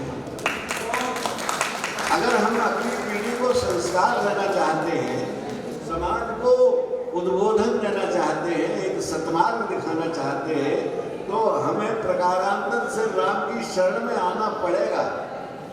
इसलिए साहित्य का अर्थ ही होता है जो सबका हित करे। दिनकर जी ने इतने अभी जो विमोचन हुए, इतने जो लोकार्पण हुए इतनी कविताओं की किताबों का, तो पहले तो मैं उन सबको बधाई देता हूँ और उन सब पंकज जी को, सत्यम जी को, और जिन्होंने जन रामायण लिखी, आप सबको देता हूँ। लेकिन साथ साथ एक बात कहना चाहता हूँ कि दिनकर जी की एक कविता की उन्होंने परिभाषा दी है, बड़ी कविता वही जो विश्व को सुंदर बनाती है। बड़ी कविता वही जो विश्व को सुंदर बनाती है। इस विश्व को सुंदर बनाने में अगर सबसे ज़्यादा योगदान किसी का रहा होगा तो भगवान राम का रहा होगा और उनकी कथा का रहा होगा। तो इसीलिए तुलसी को हम कवि शिरोमण कहते हैं। तुलसीदास हमारे सबके, हम उन्हें पितामह कहते हैं कवियों का, हिंदी कविता का। उन्होंने क्या किया, उन्होंने अपनी रामचरितमानस के प्रारंभ में ही लिख दिया कि हमने तमाम वेद पुराण जितनी राम कथाएं थी सब पढ़ के और उनका सबका निचोड़ लेके और फिर ये राम कथा रामचरितमानस लिखा। और उनके सामने उद्देश्य क्या रहा कि किस तरह से समाज का कल्याण कैसे हो, माध्यम वही था। एक प्रसंग मैंने सुना, आप जाने कहा था कि तो बुद्धनाथ जी बताएंगे कि जब तुलसीदास जी को सपना हुआ कि संस्कृत में मत लिखो, तुम लोग जनता तक के लिए लिखना चाहते हो, इसलिए संस्कृत देववाणी को छोड़ के जनभाषा में लिखो। तब उन्होंने अवधि में लिखना प्रारंभ किया, ऐसा हमने सुना है। और ये मुझे बात बहुत अच्छी लगी कि कविता अगर बदलाव नहीं ला सकती समाज में, और कविता अगर समाज को एक दिशा नहीं दे सकती, हमें बेहतर आदमी नहीं बना सकती, पहले से अच्छा इंसान नहीं बना सकती, तो वो कविता कहलाने योग्य नहीं है। और इसके सबसे बड़े उदाहरण हमारे बाबा तुलसीदास हैं। उनकी जब रामचरितमानस बन के तैयार हुई, बड़ी आलोचनाएं हुई। कुछ लोगों ने कहा लेकिन उन्होंने भगवान को मर्यादा पुरुषोत्तम कह दिया, भगवान को आदमी बना दिया, ये अच्छा किया क्या राम के साथ। बहुत उनकी आलोचनाएं हुई। और उस झुंझलाहट में उन्होंने एक छंद भी लिखा कि कहा कि लोगों ने कहा उस वक्त के विद्वानों ने कि धूर्त है और ये है, तो उन्होंने कहा धूत को हो, अवधूत को हो, रजपूत को हो, जुल्हा को काऊ की बेटी सो बेटा न ब्याहो, काऊ की जात बिगाड़ी न सो, तुलसी सरनाम है राम गुलाम के। अब ये पंक्ति सुनने लायक। तुलसीदास कहते हैं कि मैं सर्वनाम हूँ राम का। जैसे राम किसी के नाम की जगह उसको कह देते हैं वो आ रहा है, अब वो सर्वनाम है, तो मैं राम के दास का भी सर्वनाम हूँ। ये विनम्रता तुलसी की। मैं तुलसी सर्वनाम है राम गुलाम के जा पे रुचे कह कैसो सोऊ, मांग के खागो मजीद को सोलो, लेवे वो एक न लेवे वो दो। अब ये तुलसी जैसे कवि के ऊपर तरह तरह के आक्षेप लगे। तो जब कोई नई बात कहता है तो कविता की आलोचना होती है। हालांकि हमारे भारतीय वांग्मय में आलोचना का कोई स्थान नहीं था, खासतौर से कविता की आलोचना कभी नहीं होती थी, क्योंकि कवि को माना जाता था भगवान की वाणी है। तो मैं कहना ये चाहता हूँ, आज मेरी बहनों ने इतनी कविताएं अच्छी लिखी और इतना अच्छी पुस्तकें हुई, मैं पढ़ूंगा तो इन पर कुछ विचार करूंगा। लेकिन एक बात याद रखिए कि कवि का धर्म होता है समाज को, साहित्य को अच्छा बनाना, पहले से अच्छा बनाना, जीवन को एक दिशा देना। आपकी कविता पढ़ने के बाद आदमी अनुभव करे कि कल से हम अच्छे इंसान हो गए, हम अच्छे आदमी हो गए, हम श्रेष्ठ व्यक्ति हो गए, श्रेष्ठ नारी हो गए, तो वो कविता सफल है। तो मैं जितने भी आज विमोचन हुए हैं, जिनका लोकार्पण हुआ है, उन सबको बधाई देता हूँ, उन प्रकाशकों को देता हूँ, और यहाँ के सारे आयोजकों को कितना भव्य साहित्यिक समागम किया यहाँ, और उसमें मुझे आमंत्रित किया, इसके लिए मैं बहुत बहुत आभारी हूँ।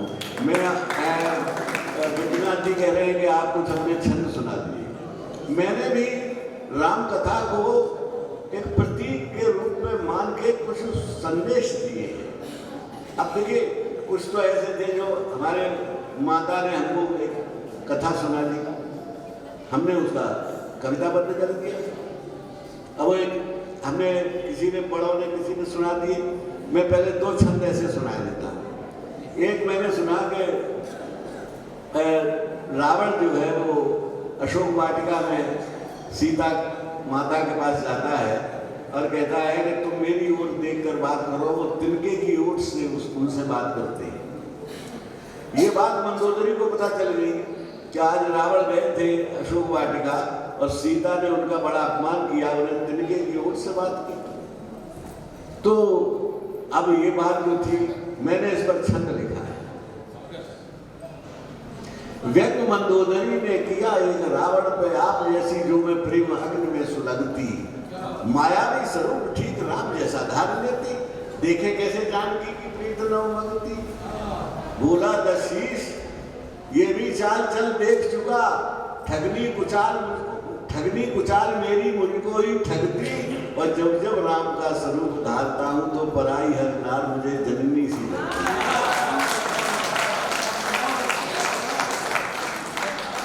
अब वो कहता है कि जब हम भगवान राम का स्वरूप धारण कर लेंगे तो हमारी वृत्ति राक्षसी रह नहीं जाती।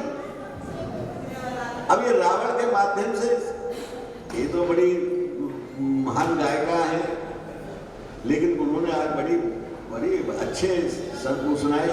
मैं आपको बताता हूँ कि मैंने बचपन में बहुत सी बातें सुनी, उनको मैंने राम मुझे लगा कि ये तो समाज तक पहुंचना चाहिए। अब इसको फिर से सुन लीजिए कि व्यंग मंदोदरी ने किया एक रावण से। हर पति, कोई पत्नी नहीं चाहती कि उसके पति का अपमान हो, तो उसने कहा कि तुम इतने पागल और राम का रूप धारण करके जाते, सीता समझती है कि राम आ गए तो उनकी दृष्टि उठ जाती, तुम्हारी इच्छा पूरी हो जाती। तो व्यंग मंदोदरी ने किया एक रावण पे आप जैसी जो मैं प्रेम अग्नि में सुलगती, मायावी स्वरूप तुम मारीच को हिरण बना सकते हो, खुद राम नहीं बन सकते। मायावी स्वरूप ठीक राम जैसा धार लेते। देखे कैसे सीता प्रेम में उमगती, दृष्टि क्या जो भी है। व्यंग मंदोदरी ने किया एक रावण पे आप जैसी जो मैं प्रेम अग्नि में सुलगती, मायावी स्वरूप ठीक राम जैसा धार लेती। देखे कैसे जानकी की प्रीत न उमगती, बोला दर्शीष तुझसे 10 गुनी ज्यादा करे मेरे 10 सर है। बोला दर्शीष ये भी चाल चल देख चुका, ठगनी कुचाल मेरी मुझको ही ठगती, और जब जब राम का स्वरूप धारता हूं तो पराई हर नार मुझे जन्मी। अब देखिए ये प्रसंग जो है एक ऐसा सुनाता हूं जो न मैंने कहीं से सुना, न मैंने आज तक किसी राम कथा में पढ़ा, लेकिन मेरे मन में रामायण रामचरितमानस पढ़ते पढ़ते एक विचार आया, भाव आया कि दशरथ युद्ध की दशरथ का जब निधन हो गया और उनका काल मृत्यु को प्राप्त हो गए, तो भरत जाते हैं राम को वनवास से वापस लाने के लिए। रामचरितमानस की बड़ी चौपाई है, रघुकुल रीत सदा चले आई, प्राण जाए पर वचन न जाई। तो रघुकुल के तो भरत भी थे, उनको ये पता नहीं थी कि रघुकुल में कभी दिया हुआ वचन, चाहे वो ययाति हो, चाहे वो दिलीप हो, चाहे दशरथ हो, जो वचन दे दिया सो दे दिया। तो भरत जो है वो भरत के कहने से राम वापस कैसे लौटे आएंगे अपने पिता को दिए हुए वचन को? तो भरत जानते थे कि वो लौटेंगे नहीं, फिर गए क्यों? अब यही मेरा छंद है और वो आप बहुत ध्यान से सुनिएगा। चौथी लाइन में मैं ये पोल खोलूंगा कि वो गए क्यों थे। वो यूं है कि भरत सोच रहे हैं कि जननी ने किए हैं जघन्य से जघन्य पाप, भक्ति भाव से भरे भरत को ये भान है कितना कितना पाप किया। कौन दशरथ के परलोकवासी होने का किस पर आरोप है? केकई पे, और राम को वनवास का केकई पे, ये दो बड़े जघन्य पाप थे। तो भरत सोच रहे हैं कि जननी ने किए हैं जघन्य से जघन्य पाप, भक्त भाव से भरे भरत को ये भान है, और प्राण से अधिक प्रण धारते हैं रघुनाथ, वन या वचन न तजेंगे अनुमान है। किंतु जग के प्रलोभनों में फंसी केकई को पादुका प्रसंग एक मौन समाधान है कि राम के चरण रज की मिले जो एक कण सुर राज का विपद धूल के साथ। अगर राम के पैरों को खड़ाऊ लेके चले आए और वो खड़ाऊ कहाँ रखी? उस सिंहासन पर रखी जिसके लिए तमाम केकई ने इतना षड्यंत्र रच के और उन्हें दिलाया। उस सिंहासन पर उन्होंने क्या रखा? भगवान राम की खड़ाऊ रखी। राम के चरण के ये फिर सुन लीजिएगा कि जननी ने किए हैं जघन्य से जघन्य पाप, भक्त भाव से भरे भरत को ये भान है, प्राण से अधिक प्रण धारते हैं रघुनाथ, वन या वचन न तजेंगे अनुमान है। किंतु जग के प्रलोभनों में फंसी केकई को पादुका प्रसंग एक मौन समाधान है कि राम के चरण रज का मिले जो एक कण सुर राज का भी पद धूल के समान है। अब एक क्षण मैंने लिखा, मेरे मन में आया कि बड़ी विचित्र बात है, जानकी कोई साधारण महिला थी क्या? विदेह की पुत्री वैदेही, मर्यादा पुरुषोत्तम की पत्नी, विश्व मोहिनी स्वरूपा सीता, वो सोने के हिरण पे मोहित हो गई। राम पास खड़े हैं और वो सोने को हिरण के लिए राम को भेज देती। और जब वो राम को जाते हैं फिर लक्ष्मण को भेज देती है, और इस बीच में वो सोने की लंका में पहुंच जाती है। अब उन्हें तलाश काहे की थी? थोड़े से सोने की, तो सोने का सो भी नहीं था, सोने का हिरण था, उसकी सुनहरी खाल मिल जाती। लेकिन जो सीता सोने के पीछे पागल थी और जिन्होंने राम को उनके पीछे भेज दिया, वे जब सोने की लंका में पहुंच गए, जहाँ सोना ही सोना है, जहाँ नगर पूरा सोना है, वहाँ उन्हें राम याद आते हैं। जब उनके पास राम थे तब उन्हें क्या चाहिए था? सोना। और जब उनके चारों ओर सोना ही सोना था तब उन्हें क्या चाहिए थे? राम। ये गलती हम सब कर रहे हैं। जब हमारे पास राम होते हैं तब हम सोना चाहते हैं, और जब हमारे पास सोना हो जाता है तब हमें राम याद आते हैं। ये गलती हम कर रहे हैं। भारत तो बहुत देर से कर रहा है। हम अमेरिका की तरफ जा रहे हैं, और अमेरिका के पास सोना ही सोना है, वो अब हमारी तरफ आ रहा है। ये हो रहा है। तो मैंने एक शब्द लिखा है, और मुझे जो स्त्री शक्ति आज मेरे सामने बैठी है, और सब महिमा और सब विदुषी हैं, सबने किताबें लिखी हैं, साहित्य से वो समर्पित हैं। इस छंद को मेरे को सुन के और बताइए कि छंद कैसा है कि विश्व मोहिनी स्वरूपा जननी को मोह लिया, जाने कौन मोहिनी थी सोने के हिरण में। विश्व मोहिनी स्वरूपा जननी को मोह लिया, जाने कौन मोहिनी थी सोने के हिरण में। वे ही शोक मग्न है अशोक वाटिका में, और कुबेर बंद रावण के कंचन सदन में। ये बात बहुत कम जानते होंगे। कुबेर ने लंका बनाई थी, रावण का भाई था।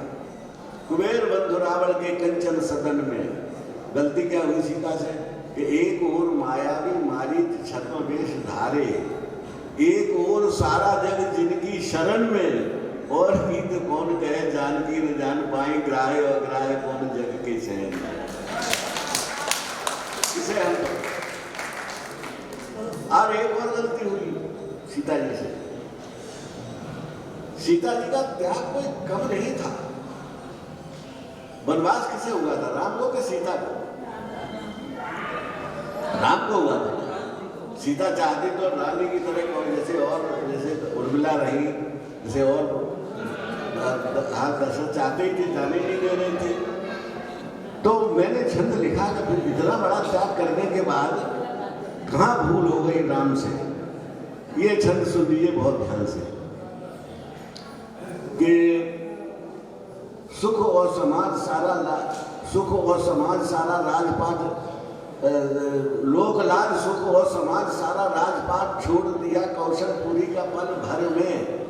जब राम को वनवास हुआ तो वो चाहते तो ये सब भोग सकती थी, लोकलाज भी छोड़ दी, ऐसे चल दी उनके साथ। लोकलाज सुख और समाज सारा राजपाट छोड़ दिया कौशलपुरी का पल भर में। पथ और कुपथ में रहूंगी नाथ साथ साथ, राम की शपथ खाई कर लेके कर में। एक बार शपथ तब खाई थी जब शादी हुई थी, और एक बार उन्होंने जब वनवास हुआ कि नहीं मैं आपके साथ रहूंगी। लोकलाज सुख और समाज सारा राजपाट छोड़ दिया कौशलपुरी का पल भर में। पथ और कुपथ में रहूंगी नाथ साथ साथ, पथ राम की शपथ खाई कर लेके कर में। भाग्य की विडंबना कहे ऐसे काल चक्र, जहां मतभेद हुआ नारी और नर में। जीवन में बनवन फूल सूल भी देने पड़े, और फूल सी जवानी काटनी पड़ी अधर में। गलती वहां हो जाती है जहां, और ये हाल होता है। तो ये मैंने बहुत से छंद लिखे। एक छंद मैंने और लिखा, वो भी मैंने कहानी सुनी थी कि नल और नील पर राम का नाम लिख के पत्थर तैरा लेते हैं, पुल बन रहा है। तो मैंने एक छंद लिखा है, सुन लीजिए। बस ये अंतिम छंद सुना के मैं आपसे विदा लूँगा, क्योंकि मुझे भी बहुत ज़रूरी काम से जाना है। और जाना क्या, आज आना ही नहीं था, लेकिन बुद्धिनाथ जी के प्रभाव में और बल्कि इनके डर के मारे हमको आना पड़ा। तो मैं ये छंद सुना के आपसे विदा लूँगा। छंद ये है, इसे बहुत ध्यान से सुन लीजिए कि नल नील पाहनों पर राम नाम लिख लिख सेत बांधते हैं और फूले न समाते हैं। भारी भारी शिलाखंड डूबना तो दूर रहा, काठहीन नाव काठहीन भारहीन नौका होकर आते हैं। नल नील पाहनों पर राम नाम लिख लिख सेत बांधते हैं और फूले न समाते हैं। क्या भूल गया, देखा देखी राम ने भी कंकड़ी उठाई, एक फेंकी वहीं डूब गई, बड़े सब चाहते हैं। तभी राम भक्त हनुमान ने कहा कि नाथ आपके करों से छूट सभी डूब जाते। तो अब सब वो भी नल नील पहाड़ों पर राम नाम लिख लिख सेत बांधते हैं और पूरे न समाते हैं। भारी भारी शिलाखंड डूबना तो दूर रहा, भारहीन काठ जैसी नौका उतर आते हैं। देखा देखी राम ने भी कंकड़ी उठाई, एक बेटी वहीं डूब गई, बड़े सकुचाते हैं। तभी राम भक्त हनुमान ने कहा कि नाथ आपके करों से झूठ सभी डूब जाते हैं। तो ये राम कथा के माध्यम से अगर आप कुछ समाज का भला कर सकते हैं तो कितना भला है। रामचरितमानस लिखते हुए तुलसी कहते हैं कि स्वांताय सुखाय तुलसी रघुनाथ गाथा। ये मैंने अपने स्वांताय सुखाय के लिए लिखी, लेकिन परमात्म सुखाय इससे बड़ी कोई दूसरी किताब हमें हिंदी में बड़ी मुश्किल से मिली। तो सबका सुख किया, यही हमारा उद्देश्य होना चाहिए कि हम साहित्य के माध्यम से समाज को कोई दिशा दें, कोई उसको कल्याण की भावना दें। बहुत बहुत धन्यवाद। मैं आप सबको बहुत प्रणाम करता हूँ। और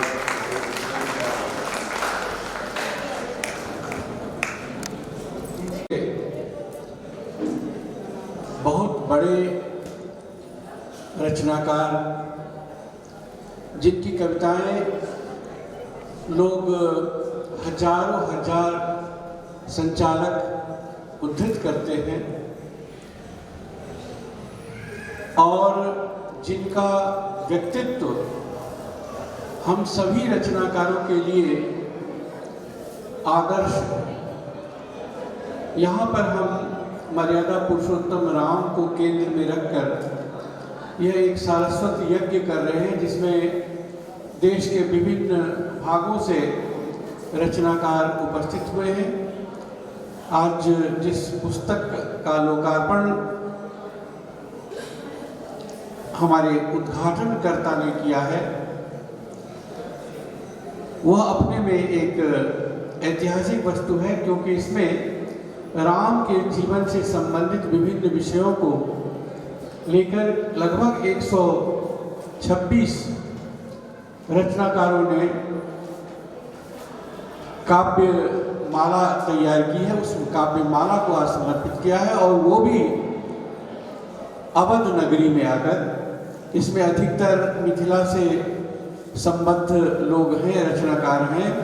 तो ये एक अद्भुत संगम है अवध और मिथिला का। और जब तक अवध और मिथिला मिले नहीं तब तक जय सिया राम कैसे होगा। जय सिया राम। बंधुओं, एक बात मैं आपको बताता हूँ कि जो हमारे आग्रह पर में हमारे दुलार का आदर करते हुए आप यहाँ पर आए, आपने देखा कि किस तरह से चलने में असुविधा होती है और आज शाम को आपको मैनपुरी जाना है।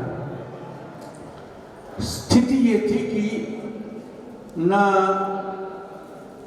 मालिनी जी आने वाली थी यहाँ पर, विपरीत परिस्थिति, और न आदरणीय भाई साहब आने वाले थे। कोई भी महत्वपूर्ण कार्य जब करिए तो बड़े बड़े विघ्न आते ही हैं और वो विघ्न ही ये बताते हैं कि हम बहुत महत्वपूर्ण कार्य कर रहे हैं। आज का जो यह कार्यक्रम है उसमें हम लोगों ने बहुत सारे विघ्न बाधाओं को दूर किया है। एक तो मालिनी जी का जिसे बताया उन्होंने, और आप जानते हैं कि कल सोनपुर मेले में थी और 8 घंटा कार में बैठकर यहाँ आना और यहाँ पर हम लोगों को संबोधित करके फिर वो दिल्ली चली गई है। लेकिन उनकी उपस्थिति ने हमारे कार्यक्रम को जो ऐतिहासिक गरिमा दी है उसको हम बहुत अच्छी तरह से समझते हैं, उसके प्रति कृतज्ञ हैं। भाई साहब पर हमारा अधिकार भी है और हम लोगों ने एक शब्द अपने लिए रखा है, विदेह। हमारे यहाँ राजा जनक हुए थे जिनको विदेह कहा गया, कि जो कि भौतिक राजा होते हुए भौतिक आकर्षण से दूर थे। अगर हमारे बीच अगर कोई भौतिक लोभ प्रलोभ इस सबसे माया मोह से मुक्त होकर के कोई व्यक्ति हो सकता है तो उसका नाम उदय प्रताप सिंह। बड़ी बात है, आपको ये बताऊं कि जो व्यक्ति 4 बार MP रह चुका है, यहाँ पर तो पार्षद होने पर कोठा बनवा लेता है और 4 बार संसद सदस्य होने के बाद भी जब वहाँ से वो निकले तो किराए का घर खोजने लगे थे। ऐसा रचनाकार ही कर सकता है और हमारे लिए ये आदर्श है कि जिसमें कि हम उनको अपना रोल मॉडल बना करके यहाँ जितने भी आए हुए हैं उनके लिए उदय प्रताप सिंह एक बड़े आदर्श हैं। मैं उनकी 2-3 पंक्तियाँ सुना करके मैं बात कर समाप्त करना चाहता हूँ। सबसे पहले तो उनके लिए जो अभी मेरी स्थिति है वो मैं बताना चाहता हूँ कि क्या मेरी जुबां पर भी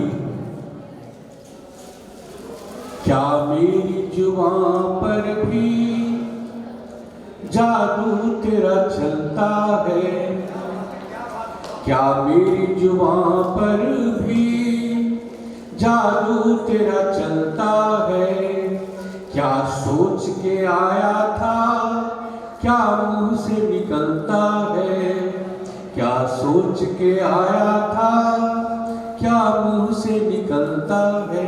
एक शेर भाई साहब का बहुत ही प्रसिद्ध रहा है, मोबाइलों के दौर के आशिक को क्या पता, रखते थे कैसे खत में कलेजा निकाल के सब आप ही का।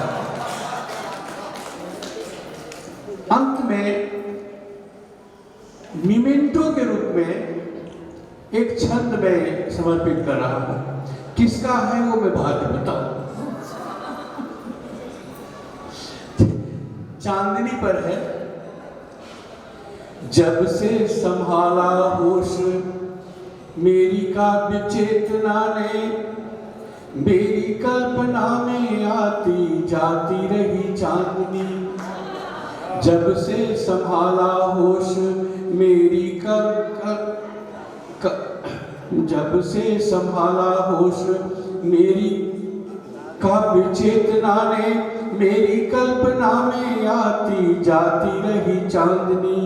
आधी आधी रात मेरी आंख से चुरा के नींद, खेत खलिहान में बुलाती रही चांदनी।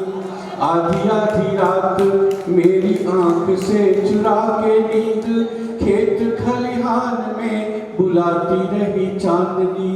सुख में तो सभी साथ देते किंतु दुख में भी मेरे संग संग गीत गाती रही चांदनी।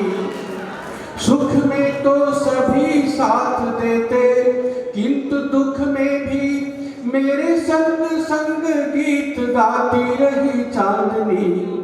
जाने किस बात पे मैं चांदनी को भाता रहा, जाने किस बात पे मैं चांदनी को भाता रहा, और बिना बात मुझे भाती रही चांदनी।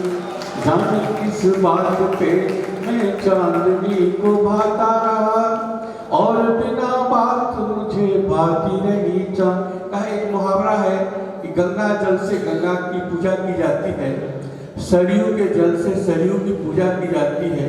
भाई साहब के ही छंद से उनका पूजा होता है। जिन शब्दों को उन्होंने रखा उसके बाद हम सबके शब्द शायद कहीं गुम हो गए। आइए अब आपका स्वागत करें हम उन यादों के साथ जिन्हें बटोर कर आप ले जाएंगे।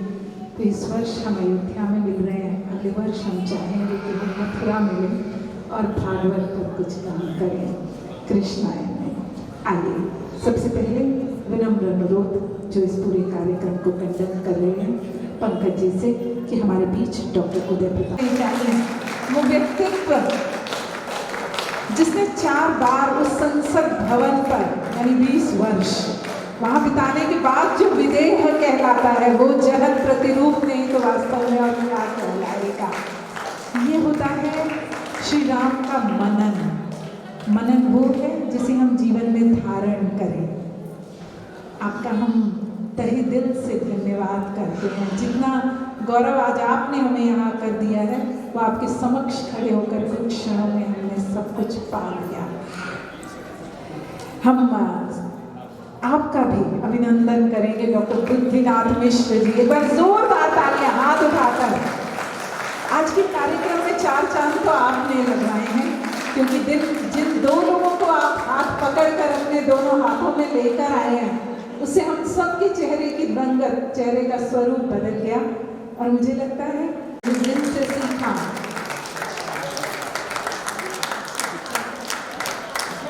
ताली बजती रहनी चाहिए, बढ़िए, और एक फोटो खींचनी चाहिए। खड़े हो गए सर, खड़े हो गए, खिंचवाइए फोटो। मुझे लग रहा है फोटोग्राफर पंकज सर ही लाए हैं, क्योंकि मैं जहाँ खड़ी होती हूँ वहीं पंडित जी के लिए। सौरभ जी आगे आइए। मुझे पता है आप कितने धरा को छुए हुए व्यक्तित्व है। आगे आइए ना, सोफे पे आइए, आगे आइए। और अब पंकज जी से विशेष अनुरोध, सौरभ जी का स्वागत, अभिनंदन करता रहना चाहिए। जोरदार तालियां बजती रहनी चाहिए।